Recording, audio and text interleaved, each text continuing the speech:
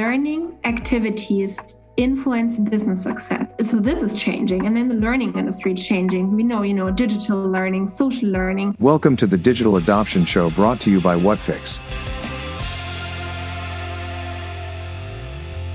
Hello, and welcome to the Digital Adoption Show. I'm Maria David, your host for today. A little background about myself. I'm a senior enterprise sales manager at Whatfix, and I've been fortunate to work with some very talented folks from the L&D, the HR, people industry throughout my time over here. Now, today's topic is a very interesting and a relevant one. It's about mistakes, right? We all make them, we all learn from them, but in an enterprise setting, are we really given the freedom to make them? And to give us more insights, I'm very pleased to welcome Rafaela Endert, who's joining us from the beautiful city of Boston. She's the head of learning at one of the largest healthcare and life sciences company in the world. And today, we have a lot to unpack about why organizations should encourage employees to acknowledge mistakes and learn from them. Let's hear from our very accomplished guest herself. Rafaela, over to you. Perfect. Thank you so much, Maria, and thank you so much for having me in this podcast session today. So maybe I'll just start with introducing myself. So I am Rafaela Endert. Originally, I'm from Germany, and I've been living, as Maria shared, in the US now for actually over 3 years. My background, as probably many of colleagues in the L&D space, I'm a psychologist by training. I'm extremely passionate about people, learning and development, and really to focus on employees and their career journeys. Also, maybe on a private note, I also value work-life balance. So also my private time, I really like to be outdoors and surf and travel. Though an important step actually that happened this year in my career journey, making it back to my career, I had the really fantastic opportunity to join HR in March within Merck KGaA and become the head of global learning. Again, passionate about learning and development, and now I'm in that role since March. And quite excited about and happy to share my insights and my career journey a bit more during the podcast. Thanks, Rafaela, and congratulations once again. It's a wonderful opportunity to be the head of global learning at Merck. So congrats on that. All right. So to start this episode, Rafaela, let's really talk about, your one-of-a-kind, your roller coaster journey really across several roles in your career. You started off with HR in the area of learning. Then you moved over to the business side. You took over a chief of staff position before joining HR back again. And, now it was back to roots with a strong focus on learning and development. And I'm sure our listeners are going to be curious to know why so much of change and what really drove you to where you are right now. Yeah, happy to share. And as you were saying, it was really a kind of a roller coaster ride over the past years. And I think it also fits nicely to the topic around, learning, making mistakes, and also progressing in your career and how that can help. So let me tell you about my journey. So I started my own career journey within Merck KGaA, actually in Darmstadt. From the beginning on, I think that's just my nature. I was always eager to learn and grow. And throughout my first career steps, which I actually started within HR back then, 2015, I learned extremely quickly that with passion, commitment, and drive, a lot is actually possible. And, I didn't have a full-fledged career plan when I started at Merck, right? So I actually never planned my very concrete next career move. I always just followed really my passion around learning and development, as well as culture and change topics, which I think also link naturally together.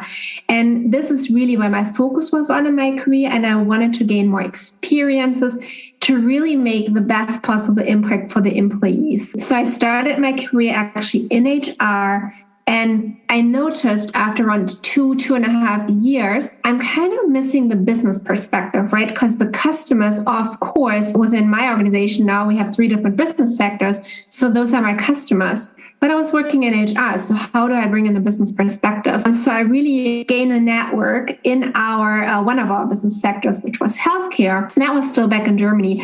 And it turned out that I was offered a functional learning role within healthcare research and development.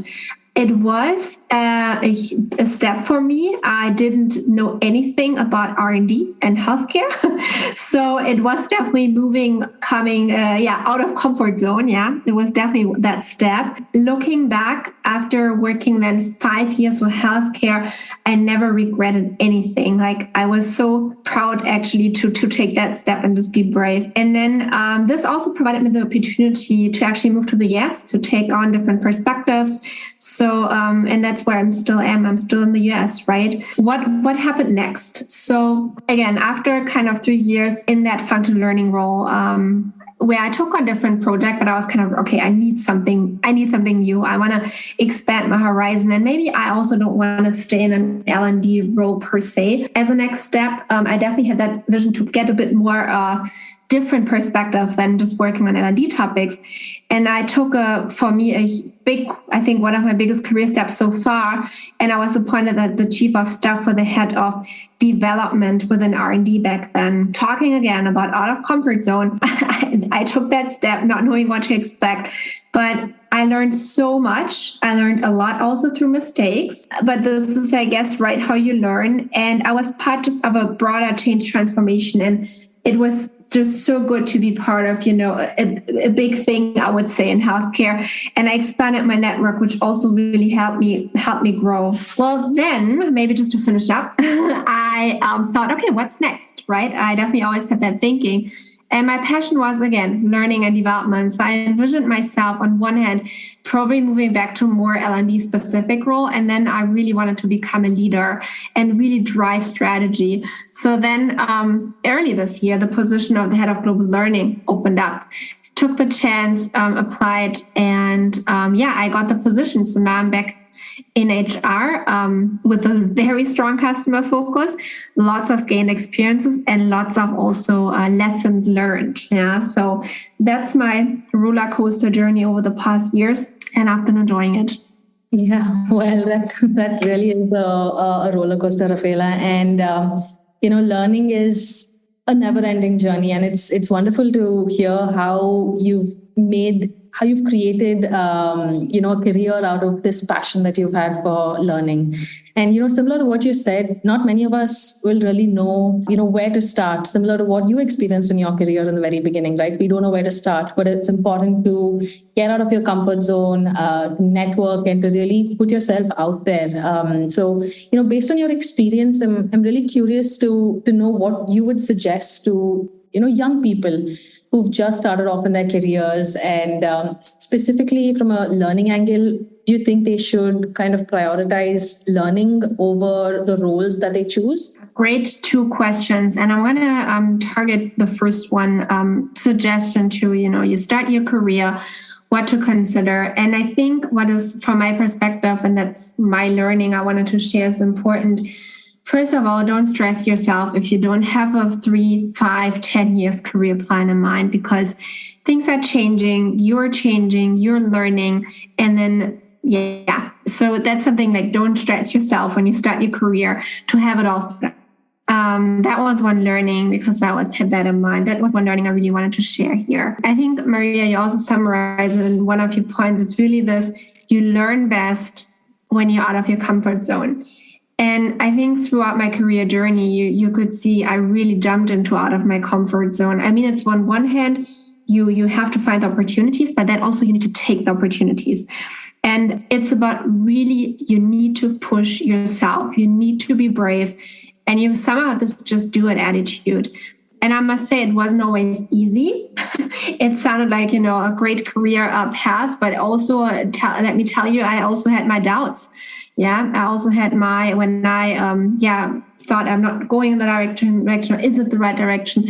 But really taking it all in and be brave. So that would be my recommendation. Sometimes it's easier to say it than do it, but that would be something worth considering. Push yourself. This is how you learn. Just remember, also senior management, they started their career at one point as well. And then now they have, 20, 30 years of experiences.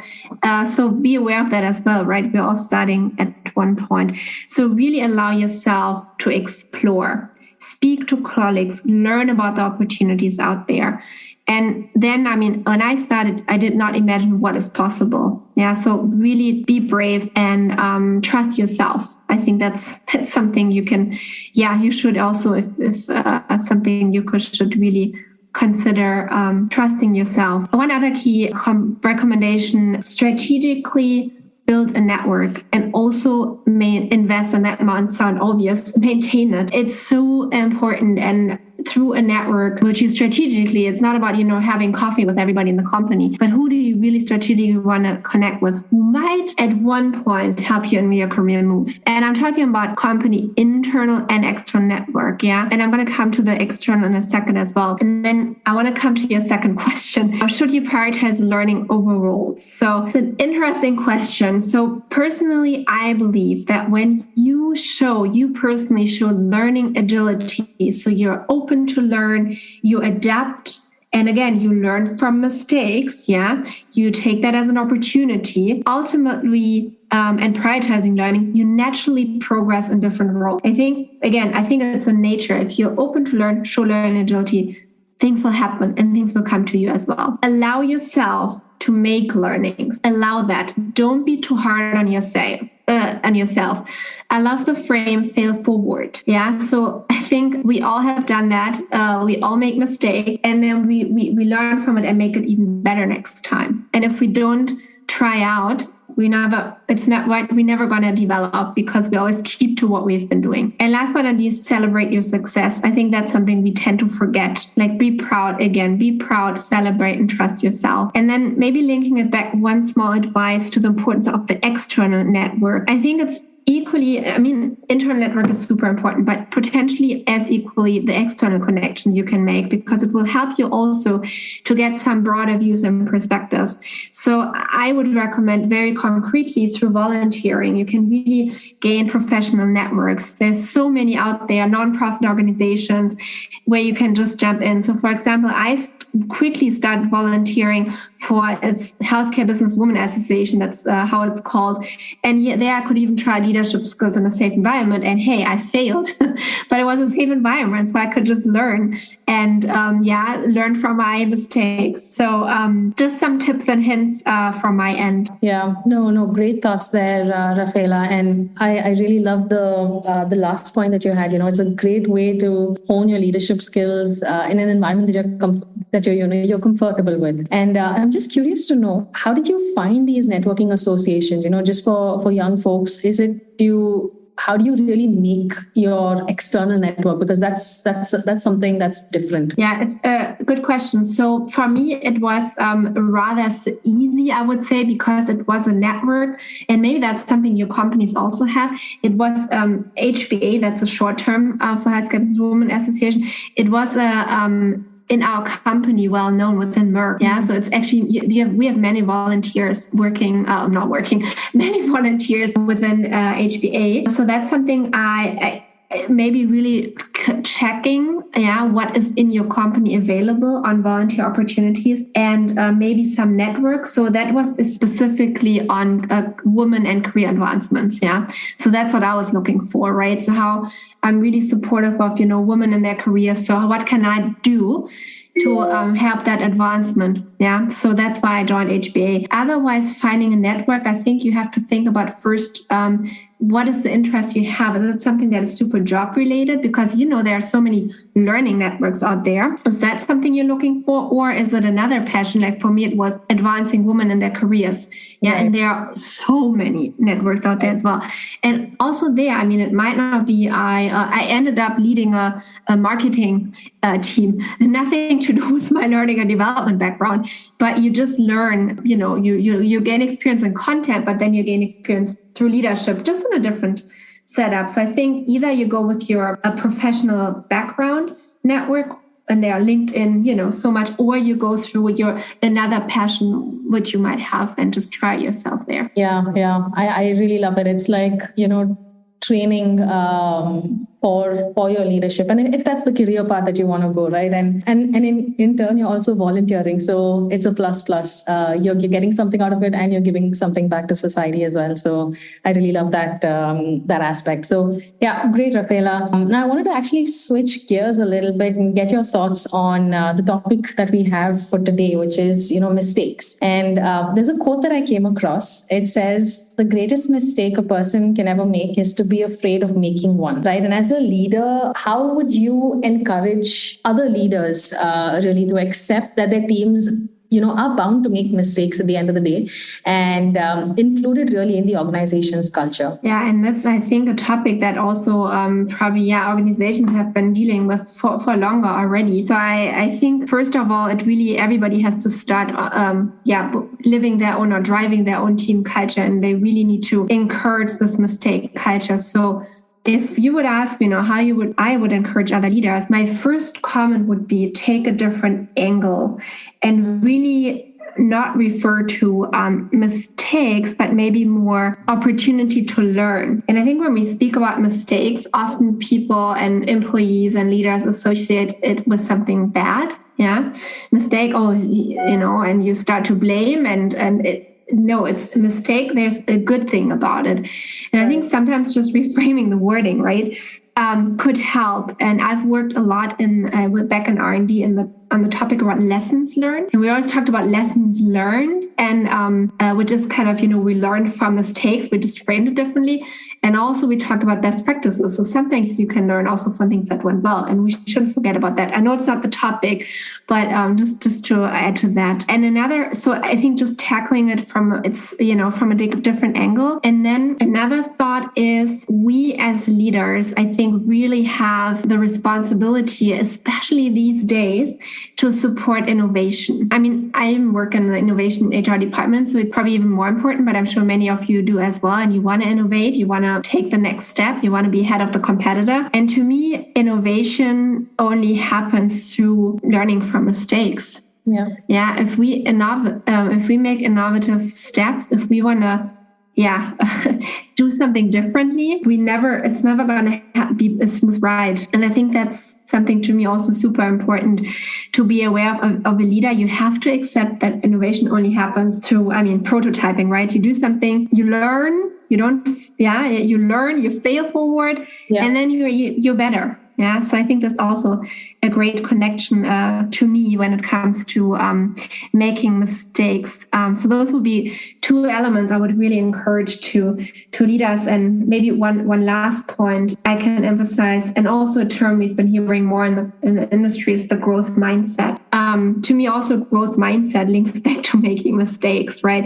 If we really see the bigger picture, if we really encourage our employees to develop, we just need them to support and really make that environment for them, safe environment to try out, to do something differently. Otherwise, we as leaders cannot expect our team to perform differently. Yeah, that's not going to happen. So just some thoughts. Did that answer your question, Maria, or should I touch on anybody on any other point? No, it absolutely does, and completely resonate with everything you're saying, right? You've got to have that environment to be able to make those mistakes. And luckily, I'm fortunate at the organization that I'm working at Whatfix. We have a tenet that we live by. It's, fail fast, scale fast. We experiment, we learn from it, and then you re-experiment. And you're not with this, you're not really afraid of failures. Instead, you're using it as kind of a stepping stone, right? So you kind of, once you see the success of that particular experiment, then you scale more. So absolutely agree with you. This is, I think, great advice to other organizations as well, to make sure that they are also keeping that or maintaining that safe environment for their employees. So that definitely answers my question, Rafaela. Getting a little more deeper, there's this new hot topic in the L&D space called social learning. And this particular concept is very new to me. So I was, in fact, just reading up about it. And from my limited knowledge and what I understand, it's about learning, from observing others, essentially. And not only just observing them, but also with them. So I'm curious to kind of understand more about it from you, and specifically, how L&D can use social learning to harness employee productivity really. Yeah, if you can just share any thoughts, any practical ways around that, that'll be really helpful. Yeah, happy to do so. And yeah, overall, I think what we've been seeing in the industry that social learning has become in some organizations already a priority. We, within our company, but also within our L&D team, we see a clear benefit to invest into social learning opportunities. And I'm going to share some examples also at the end, but also, something we might be struggling with as well. So maybe let's take one step back because social learning might be new to some of the ones listening in. So what is social learning about? And I think, Maria, you touched on it already a bit. So it's really looking back, being a bit theoretical here, but it's coming back from a social learning theory by a psychologist, Albert Bandura was his name. And he really said, social behavior is learned by observing and imitating the behaviors of others. I think, it's a quite a clear statement, but this is where it actually came from. And then companies actually took it, right, to develop that further and see is there a benefit actually in the space we can have from social learning. Again, I think it's something we focus on more. I think it's nothing totally new. I think we've been also doing social learning, maybe without calling it social learning, yeah? So personally, I strongly believe that each and everyone's unique individual knowledge is really an absolute treasure. And the more we can support from a central learning perspective to really encourage and support employees to learn on one hand from, but also then jointly with each other, it's not just individually benefiting myself or yourself, right? It's not just for you. It's also ultimately a benefit for the company. Because when you think about it, right, you ran a project, I don't know, maybe a drug development project or any other project and something, didn't work out, you learned from it, and then you apply lessons learning from that based on past experience, and then the next project is working better, right? So it's the company benefit as well. Social learning, if you were wondering, how can it happen? It actually, you can tackle it and address it through different channels. So it's on one hand, super simple conversations with colleagues. It's also through technology. So blogs and wikis and discussion forums, subject matter expert communities, videos. And I would think that many of you who are listening might be already doing that. And we are just really seeing where can we emphasize it more and really, bring colleagues together who really can benefit from each other. I think what is important also to mention is that there are studies out there that really show that social learning increases the learning or employees' productivity. So one example we saw in a study was on mentoring. Mentoring is also pretty much a social learning, right? You bring people together. So there's also data out there that really proves the impact. And our experience actually shows that trend as well. Before I come into some examples, I think one last benefit of social learning is, we often with L&D get the feedback that, you go through a learning and then, that's not really what I needed, or maybe I needed like in 3 years, but I don't need it now. So social learning, you can really, an employee can really focus on learning what they really need in a specific situation there. And so it's quite, I get what I need now. So, and that's a huge benefit, I think, as well. To go a bit in some examples to make it more tangible. So we are tackling, and again, we are also at the beginning of this journey through social, through different approaches. So one huge emphasis we put on community learning. So we did set up actually digital global communities because, we're managing it centrally for different target groups, for different audiences, to really bring colleagues together who can benefit and learn from each other, who maybe even didn't know that other person at the other side of the world is working on it. And it's not just about creating community. I think we can all set up easy, like Yammer group. Yammer is one technology, right? That's not how it works. So you also have to actively manage a community and engage with the members because it's new for people. Everybody is so busy. Oh, and now I'm joining this community. What is actually the benefit for me? So you actively have to manage a community, and that's one key learning. It doesn't fly, if you just open a room and that's it.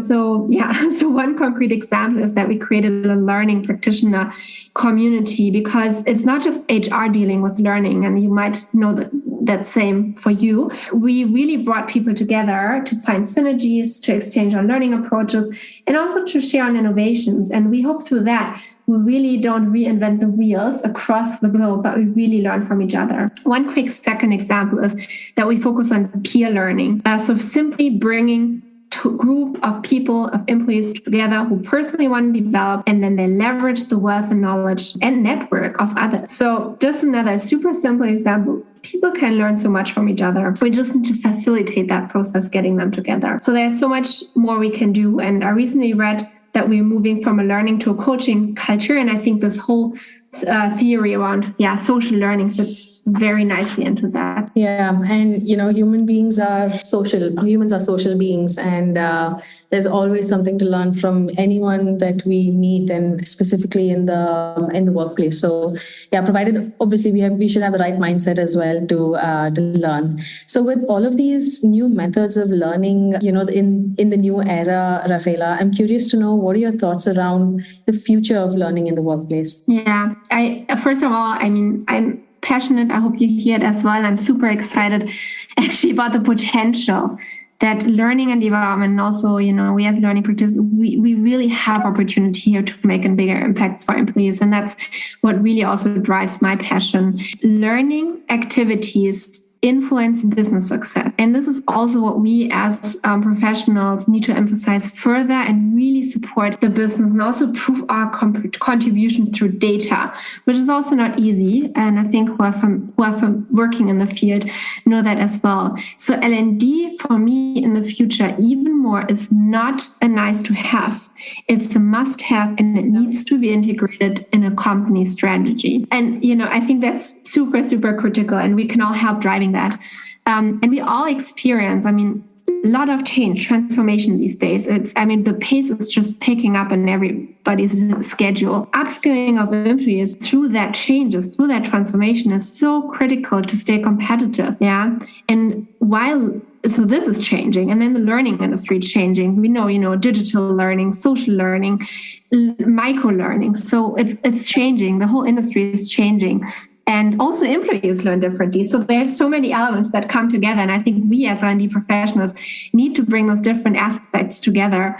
And so I think that's a key role we are playing in the future, where there are lots of opportunities. And maybe very concretely, so the future of learning to me is not just providing innovative and digital learning opportunities. I think that's one key focus area, and also we are looking into that. It's also about precise learning offerings for different target groups, really offering a variety of methodologies. Almost like a menu, we can pick and choose based on what you need. We also know Generation Y and so on, they're coming in the company, they want to learn differently, right? Than maybe colleagues who are more experienced. So lots of opportunities, lots to come. And I think we really have it in the hand to drive it. Yeah, and completely resonate with you about the importance of an L&D function in any org. And, more than just a spray and pray kind of a learning approach, having a more targeted learning function that employees can truly benefit from. Great thoughts, Rafaela. And now let's move on to the fun element of our session that I'm sure our listeners are awaiting. We call it the rapid fire. Essentially, I just ask you a bunch of questions, and you can answer whatever comes to your mind in about a sentence or so. I hope you're ready. I am ready. Yes, let's do that. Okay. All right. So the first question, Rafaela, how is your leadership style? Is it like a mountain or a lake? Yeah. Quick answer. I can connect to the lake more. I immediately associate the mountain as a strong hierarchy, to be honest. Yeah. So I imagine myself with my team on a sailboat on the lake. We jointly sail. Everyone's hand is needed. And I provide the direction. I motivate. I support to really reach our destination as fast as possible. And if the sea is rough, right, I would really ensure everybody's really knowing what to do, feel safe. And then afterward, we will have the best time and celebrate success if we made it through the rough sea. So that's something, that immediately pops into my mind. Yeah, no, that's very well put and a wonderful comparison. I believe it's a great quality for a leader to have, to motivate, to guide, to ensure that the team is also having fun along the way. So yeah, wonderful. Now, moving on to the next question, what's something that you saw recently that made you laugh? Yeah, so maybe a private example. So I have quite a balance. Yeah, so husband and myself, we do kind of chores and everything together, and which is amazing. And my husband was cooking, and he wanted to do a zucchini squash casserole, and he mixed up cucumber with zucchinis. So squash. So he cut the cucumber, and that really made me laugh because he was so into his cooking, and I was just laughing. I'm like, okay, we need to adjust it here. All right. Now, what will you choose, Rafaela, if you have to, money or passion? Quick answer, passion. It drives me every day and really brings me joy. So, yeah. Yeah, lovely. And if you could change one thing about your job, what would that be? So first, I love my job. I wouldn't change a lot, but I work in the US and I start usually 6 to 7 a.m. each morning due to my global role. If I could have one day where I start at 8, that would be fantastic. Yeah, we experience the same at our organization as well. Global roles, they have their own sets of advantages and disadvantages. All right. Well, thank you so much, Rafaela. That brings us to the end of the rapid fire and the end of today's session as well. This was a really fun session. I thoroughly enjoyed it, and I hope our listeners enjoyed it as well. Thanks again, Rafaela, for being such an inspirational speaker and for all of the little nuggets of information that our listeners can take away from the show. Thank you to our audience for listening, and stay tuned for more episodes that are coming your way.